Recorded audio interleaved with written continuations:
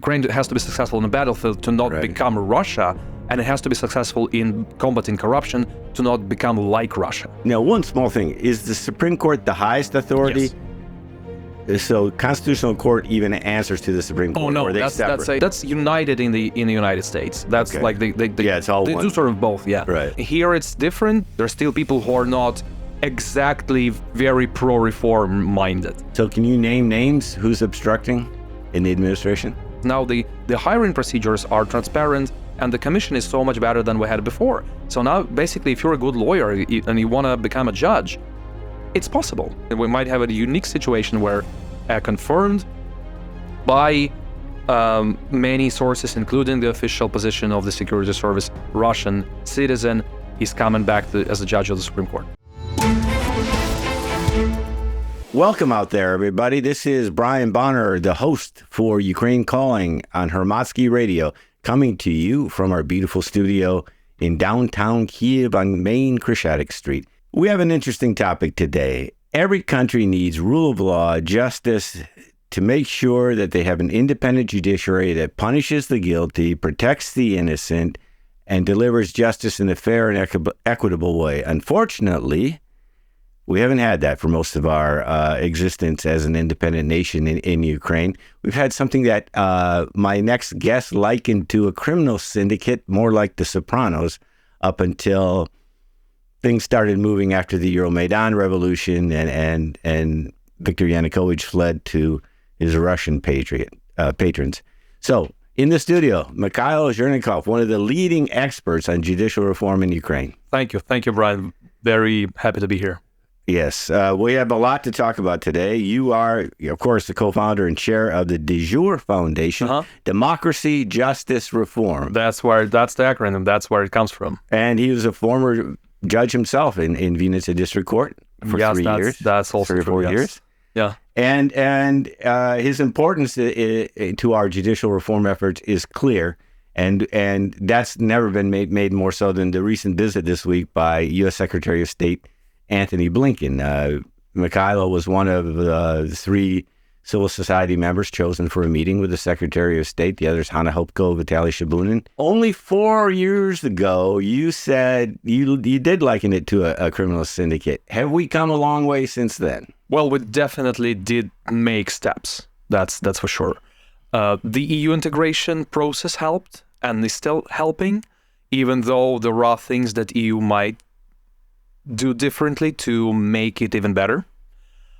But also, of course, it wouldn't be possible without the help of the international partners, including the US, the EU, the G7 countries, the EU member countries. So there's lots of. I mean, we couldn't. 95% of what we have achieved so far in rule of law and anti-corruption reforms would not be possible without the international cooperation. So that's why these visits, that's why this cooperation, this talking to these people, having common agenda, common understanding on where we should go and how we should do it is of utmost importance. Obviously, we'd be remiss to say Ukraine is supposed to reform in the midst of a full-scale war. So I have to ask you, how has the war affected the ability to drive judicial reform in all of its components, from the courts to those who, watchdogs on the courts, to attorneys, to legal education? I imagine it's changed a lot, but maybe that's not the case. It's like driving a car through a minefield that you simultaneously have to rebuild on a way while driving it, and you cannot stop, and you cannot, you also cannot turn the wrong way. So it's a what I'm trying to say, it's a task, and it's quite a difficult task to do that, because the war, on one hand, the context of the war helps in terms of it helped with to speed up the EU integration process, and that brought dynamic in terms of changing the laws, changing the policies, trying to cleanse the judiciary, all that. On the other hand, there's so many things that can be better and could be better if it were not for the war, because you cannot have so many instruments of democracy are limited. You cannot have peaceful assemblies. You cannot Many things are closed, such as the Rada committee meetings and plenary meetings and this and that. So there are things that are limited. There are things that are, if we had the arsenal, the instruments that we had, all those that we had before the full-scale invasion, I think that the result might have been even better. Don't we also need high-level buy-in, like a president to with the intent to help drive this reform? And I would imagine President Zelensky is way too busy for that. And so I don't know if you have a real advocate in the administration or enough advocates in parliament. That's a very good question. Yes, that's no secret that a lot of power is concentrated in the president's office, right? So we currently have a very unique situation. It was like this. It was a bit like this before, when a lot of power was in the presidential office, but the parliament and the cabinet were also quite, strong players. Now it's almost everything is that on Bankova. So that's difficult sometimes. At the same time, there has been a change in leadership, in some parts of the leadership on Bankova, specifically a person who's responsible for justice reform issues has been changed, and I personally think this is a change for the better. At the same time, there are still people inside the office of the president who have not been changed and who are linked to corruption, who have been investigated. Generally, in the whole power sort of setup, there are still people who are not exactly very pro-reform minded. In other words, they don't want an independent They don't want that happening. They want to be controlled. Yeah. And there's vested interest, and there's like huge resistance from the system itself, from the judiciary, from law, from like everything surrounding it, or many things surrounding it. So even though there's partners in this struggle, such as the newly established anti-corruption bodies, the NABU, the Anti-Corruption Bureau, the Anti-Corruption Prosecution, the Anti-Corruption Court, the Corruption Prevention Agency. So there's things and institutions that help do that. So it's not homogeneous. So you still have to sort of navigate it. And of course, you're absolutely right. You have to have this strong political will, so to say, in order to push things. Yeah, you said that that's one thing from my Kyiv Post days that you've told us that stuck in my mind.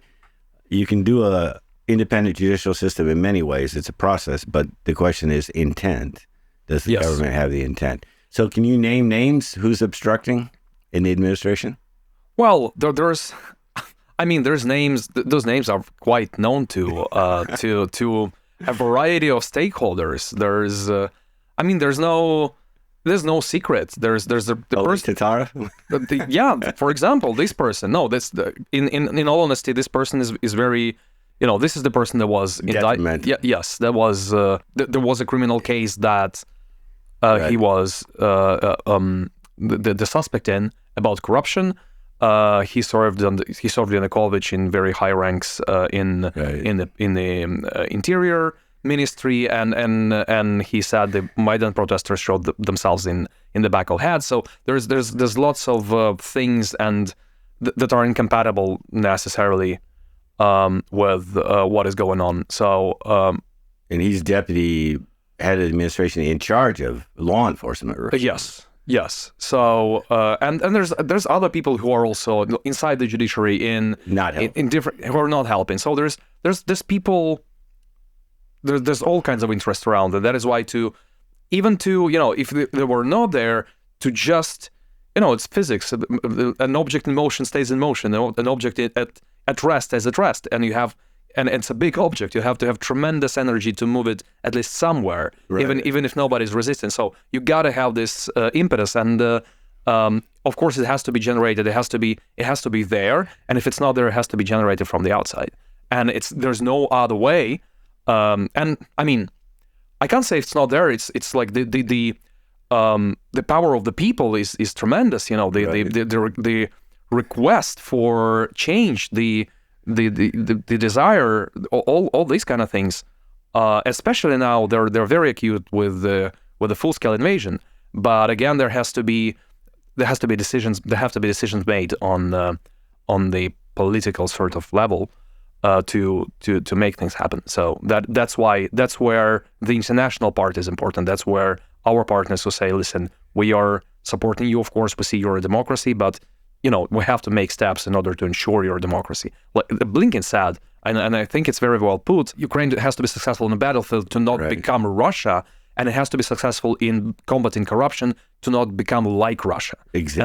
And that's I think it's a very good formula. Did you write part of that speech for him? No, I have not. But I like to think that some of the things that were voiced out by Secretary Blinken in his speech in the Polytechnic University had connection to what we discussed. Well, I think so, because there are many players here, as you said, but you're one of the driving forces, and thank God, because it takes a lot of stamina and persistence to make headway in this very frustrating struggle that we're under.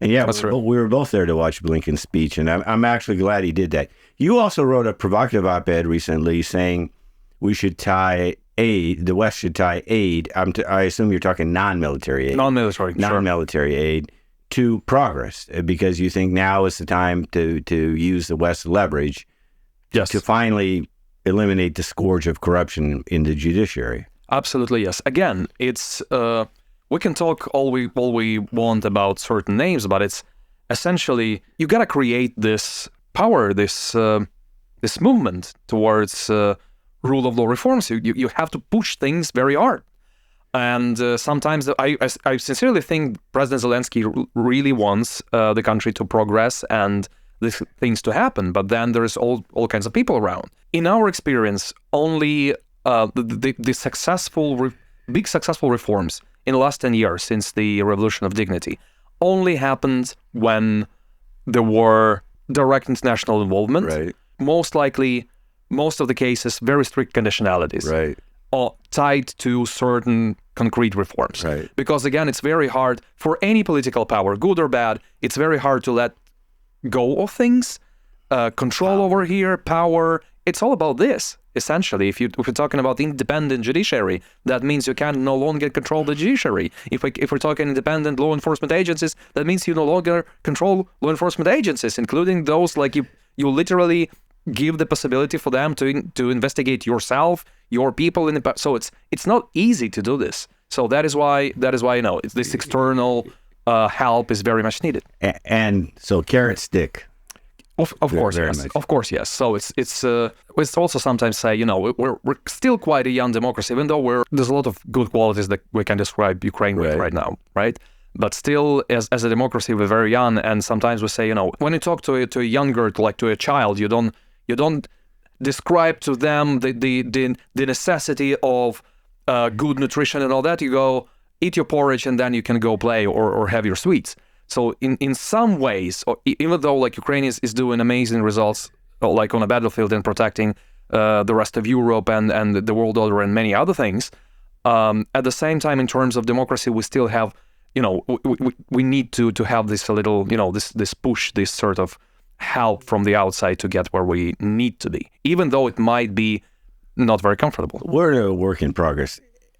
I'm going to quickly summarize our history as I understand it, and you can tell me if I've gotten it wrong, but basically, until the Euromaidan Revolution, until 2014, and you came onto the scene the next year, I believe, in this area, we had courts that were basically subservient to either the presidential administration or parliament, because they could appoint judges and take care of that.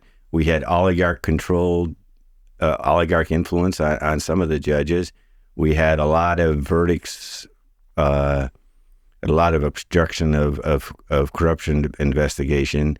We had a lot of harassment of political foes. We had untrust. It was just the lowest, I think, public trust consistently. Is that fair? It's either the lowest or one of the lowest public levels of trust to public institutions in Ukraine. So that's true. Yes, that's consistently for about 10 years since we started doing this. We see that, yes, Ukraine judiciary, it's either the lowest or one of like bottom three lowest level of trust. Is it still there today? Yeah, Okay. Unfortunately. That's So even though we made steps, it's still not sometimes, and that's where it gets, it's not a detail, but that's where it gets really important.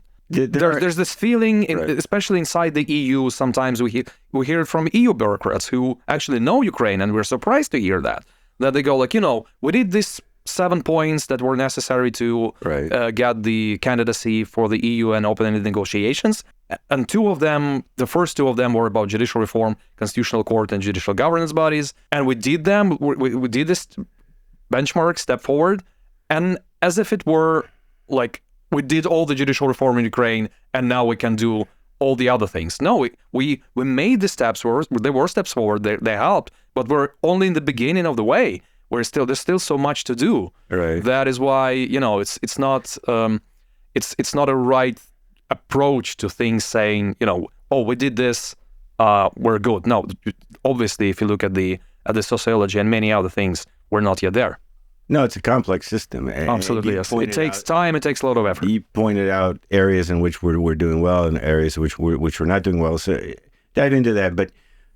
Let's just go through the history again. From 2014 to 2019, I think you said largely failure during the Poroshenko administration. Why is that? And yet it wasn't a complete failure. There's at least two ways to answer that. One is political, that the administration at the time didn't want to let go of the courts, but it wanted to show like progress and sort of tick the boxes and sort of do the window dressing, saying, look, we're doing something, but in reality still keeping the manual control over what's happening in the courts. That's the political part. The societal part, we were still learning. We looked at what was working, what was not working. We made mistakes, honestly. We thought back in 2014-15 that judicial self-governance, for example, is a good recipe, which it is in other countries. But it's a very good recipe to preserve the system, to keep the status quo. But it's a terrible recipe if you want to reform the system because any self-governance essentially reproduces the system. They take care of each other. Yes, they sort of make more of themselves. So a success was taking appointment and firing out of the hands of the politicians. That was a success, yes, right? That's true. But it didn't work well because the judicial... It just gave it back to... governance bodies weren't ready to the bad judiciary. Right. And the bad judges select bad judges, and they select bad judges, and it just keeps going on forever. They can't clean themselves. No. Self-clean. That we learn the hard way, and we know it very well. And that, by the way, that happened before in other Central Eastern European countries that are mostly Ukrainian neighbors. So we know these things, and for some reason, the EU and others, they come and they make the same mistakes, unfortunately. And we, of course, again, we also made these mistakes, but now we learned. And also, by the way, back in 2014, 2019, the one thing that was very good about the judicial reform is the creation of the anti-corruption court, where we did what? That came during Poroshenko times. Even though he didn't want it, he really didn't want it, but yes, he resisted. We insisted. The IMF insisted. The other international partners insisted, and we got the beautiful anti-corruption court. Why? Because we invited the international experts helping selecting the Ukrainian judges, and that's the recipe that we're still using, and that's the best one that we have. Okay, so we had some progress there. It was slow and painful because I lived through it. Tell me about it. But yeah, the High Council, and when we're talking about disciplining bad judges, we're talking about the High Council of Justice, right? Mm-hmm. Are they working well now, in your view? They're working better than their predecessors. They're still not working good enough to ensure that we are on the right track towards clear, non-corrupt, independent, capable judiciary. Okay. So there's, again, compared to, that was rock bottom. So it was really hard task being worse than these guys. Yanukovych and later, Poroshenko times, High Council of Justice, not good. Okay. Now these guys are better, but again, they're not good enough yet. So that is why we have to keep working with them. We have to still keep renewing this body. We have to do many more things. We have to renew other parts of the judiciary, such as the Supreme Court. Just to remind everybody, we got the head of the Supreme Court, the president of the Supreme Court, red-handed with $2.7 million. The National Anti-Corruption Bureau, right? million bribe in one of the commercial cases. And this is not an ordinary member of the Supreme Court. This Not is at the all. This head is the of president of the Supreme Court, who, by the way, was in the U.S. just about a week or two before that happened. He had a huge tour. We all were fooled. Like we also thought he looked progressive. Like he was quite young. He had progressive ideas, but at the same time, it appeared that he also had the shady deals, which is bad news, of course, about it shows the real state of play inside the Supreme Court, for example, and Ukrainian judiciary. But at the same time, it's good news about Ukrainian law enforcement and anti-corruption agencies, because NABU is understaffed. Imagine how many people they'd catch if they had the resources. But I mean, even with current resources, that was unimaginable several years ago. Getting the head of the Supreme Court, oh my God. Right. Ministers, deputy ministers, members of the parliament, judges, prosecutors, people thereafter. There's like dozens of people, maybe hundreds already now, who are behind bars, who would be untouchable before NABU was created. So we've lost the untouchables. Exactly. But what's the status of his case? And another recurring feature of our judicial system is people get arrested, charged, and then years later... Catch and release. It's yes. That, in a way, happened to Knyazev, to the former head of the Supreme Court. The guy who got caught. The guy who got caught, yeah. So there was weird things with like lowering the bail, and so it's not going exactly well. But that's, again, there's two tracks at least. One is the criminal case, persecuting himself and his associates. That's one thing. But another thing is to cleanse the Supreme Court, and it's not only one case, it's about the other 152 judges in the Supreme Court. Which makes you wonder if the head is corrupt. Well, that's in the case that at least 4 other judges they found the money with. Jesus. That was the same money. So the numbers of the banknotes, they're matching, and 13 other allegedly are involved only in this case. And then there's dozens of others who, by the decision of the Public Integrity Council, do not correspond to the integrity criteria. So there's a lot to work. There's a lot of challenges in the Supreme Court, and we absolutely have to deal with it. By the way, the EU says, in black and white in their accession report of November last year, that we have to address these corruption issues. And one of the things was, I believe, judges were poorly paid until it was one of the post-revolution reforms. Yeah. So, can you call this a corruption of choice, not of necessity? Because it seems to me especially Supreme Court justices make more than $10,000 a month. Something like this. So, which in Ukraine is more than enough. I mean, like more than I've ever made. That's for sure. There we go. So it's very considerable. So you don't lack money. It's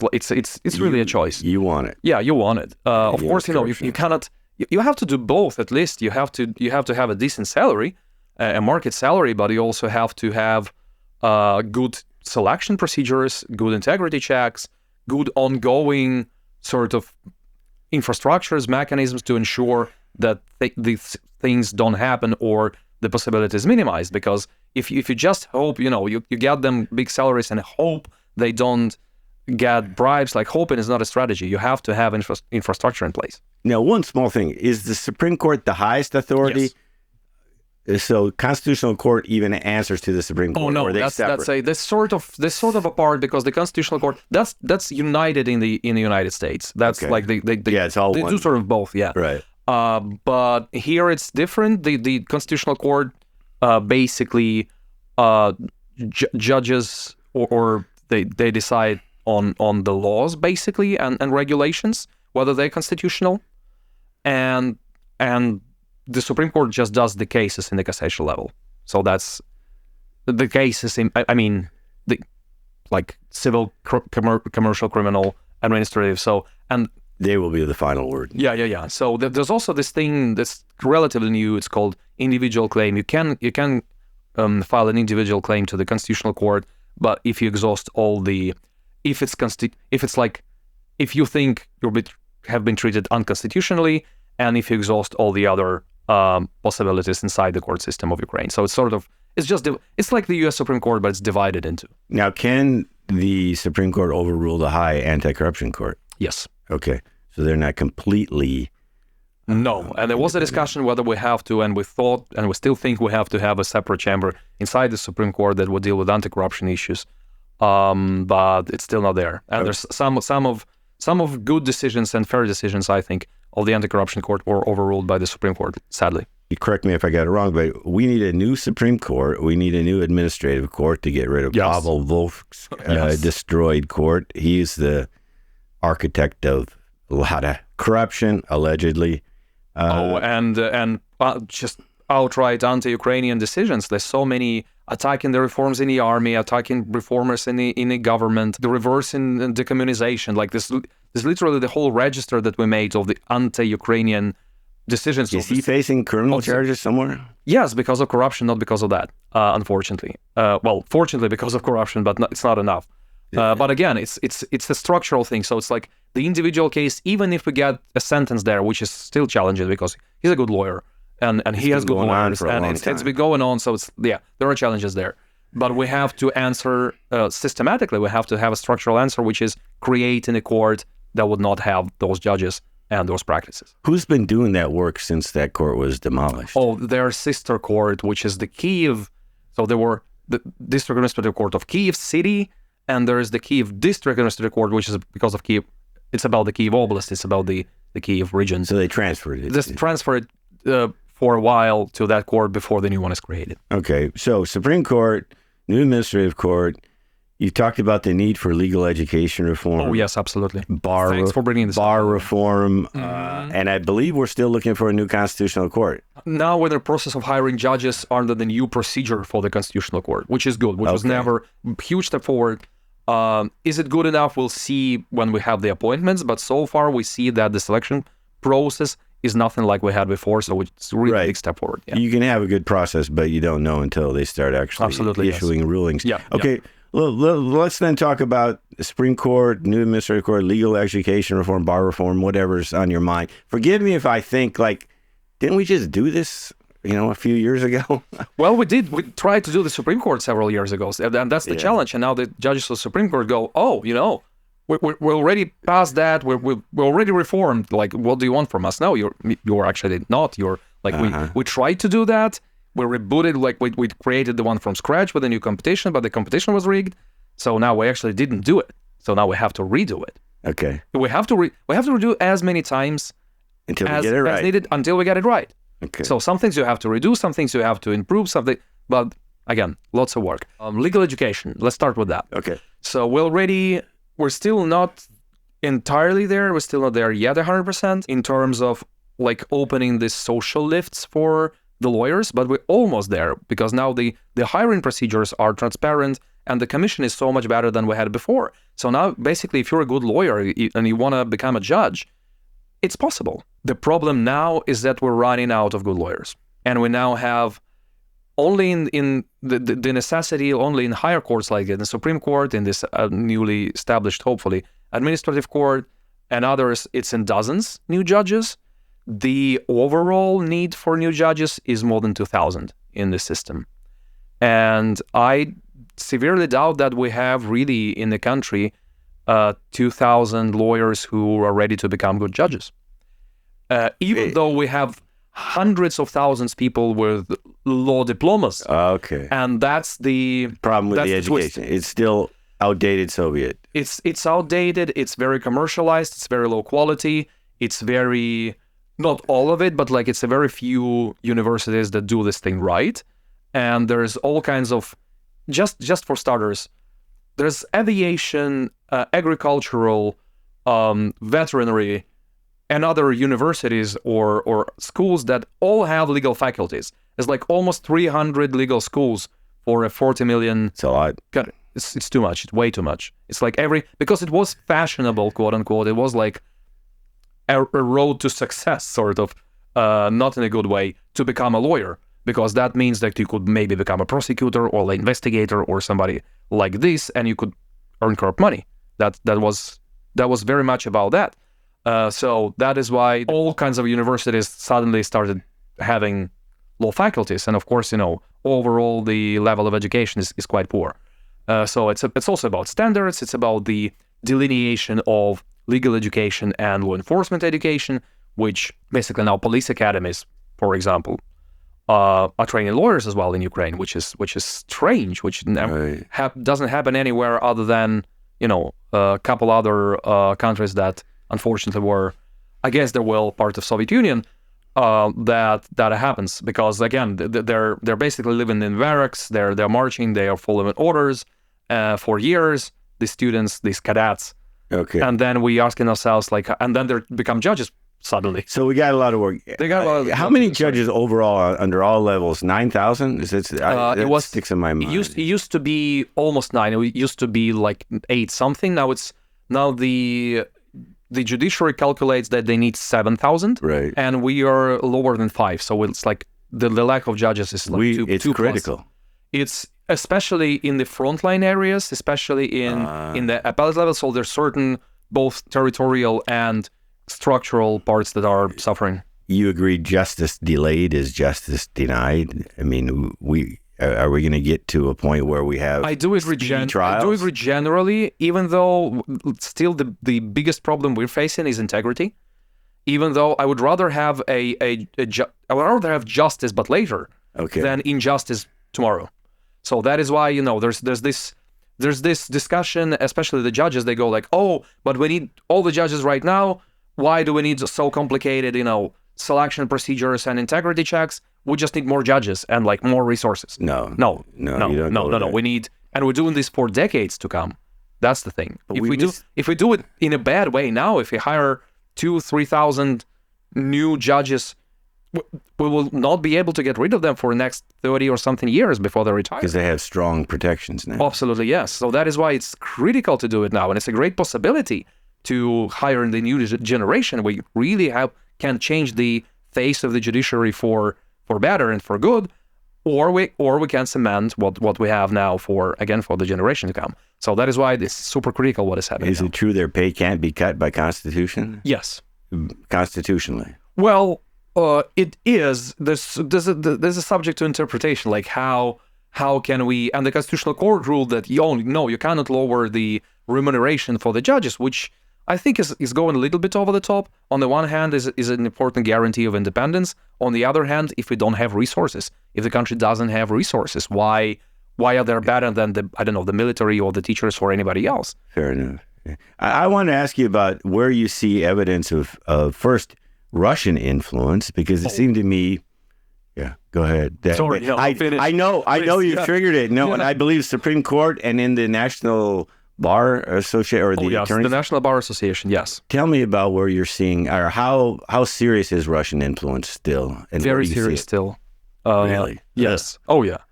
Well, it just doesn't miraculously disappear, does it? Overnight, right? So one could think, we're at the state of de facto full-scale war with Russia, right? How wars can it be? But these agents don't disappear overnight or with the blink of an eye. You have to get rid of them, and that's the thing. You have to get rid of those Who are the most prominent examples, you think? Well, the current head of Ukrainian bar is still the least, out of all rule of law sort of setup, is still the least reformed thing. Ever since 2012, there weren't any changes. This is the Association of Lawyers, right? Yes. So it's legal standards. So it's a little bit different from what we have in the U.S. or in the Anglo-Saxon system, but it's still similar. So they're certified lawyers basically. They can represent in court. That's what they are, and they have links to Medvedchuk, who is the relative of Vladimir Putin, and who used to be a member of it. Just until recently. Viktor Medvedchuk was sort of the gray cardinal running the court system for a lot of years, wasn't he? Well, yes, he was, together with other couple guys. But yes, he was, and especially the bar. And now still they have connections. They have this weird stance on lawyers on the occupied territories. They never use in their even official communication words like victory of Ukraine, or they never condemned Russian aggression openly. So that it's like this, and there's still that association. They're the part of the state practically, because they are, on one hand, yes, they're self-governed, blah blah, but at the same time they fulfill a very important state function, and they're pretty much either borderline or right away Russian sympathizers, which is insane to me. Dangerous. So there's a lot that has to be changed there as well. Let me even not start with all the, again, hiring, firing, disciplining, and all that. Well, it's very much about that. What about the Supreme Court? Didn't they elect somebody high up in the Supreme Court that had some integrity issues involving Russian citizenship? Or the Bogdan Lvov, his name is. Interesting thing. So when we had this first mostly unsuccessful attempt at reforming the Supreme Court, there was this competition. Again, that was rigged. We as Public Integrity Council, I was also a member, so it's an official body, but it's a civil society one that sort of advises on the judicial appointments. And we said, listen, there is this mounting evidence that this person is involved in corruption, integrity issues, this and that, and they still got him through. We didn't know yet about the Russian passport then. And then the journalist investigated that and this person became the deputy head of the Supreme Court. and he had access to state secrets, all that. And then the journalists find out that he has a Russian passport.